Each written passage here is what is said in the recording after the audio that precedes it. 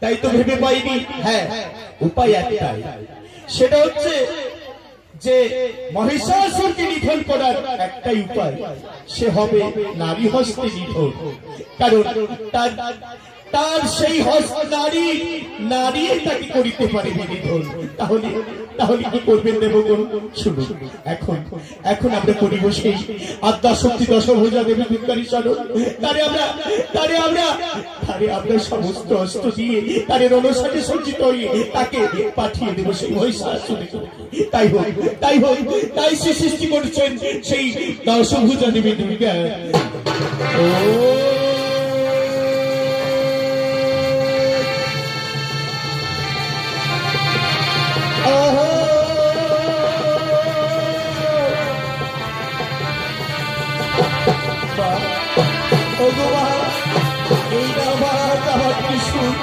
এই কিশোরকে করে সেই মহিষাসুরে নিধন।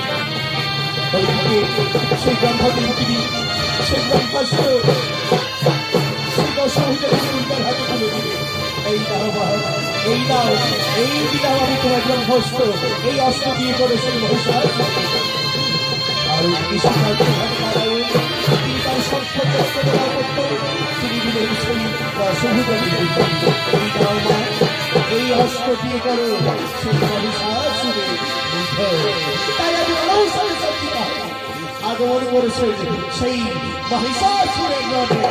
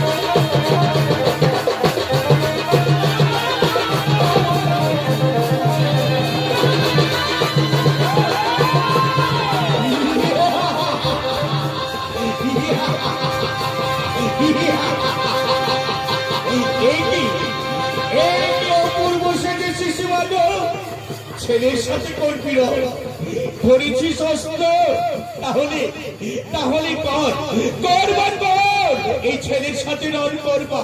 আরে আরে মহিষাসুর করে আমি বলেছিলাম দেবগণদের প্রতি করিস না অত্যাচার, মাতৃস্নেহ থেকে নারীকে কোনোদিন বঞ্চিত করিস না, কিন্তু তুই কথা শুনিস নি বাবা। তাই তাই আজ আমি দশ হাত হস্ত ধরেছি। হ্যাঁ, আই আই দেখি দেখি তুই কত শক্তি নিয়ে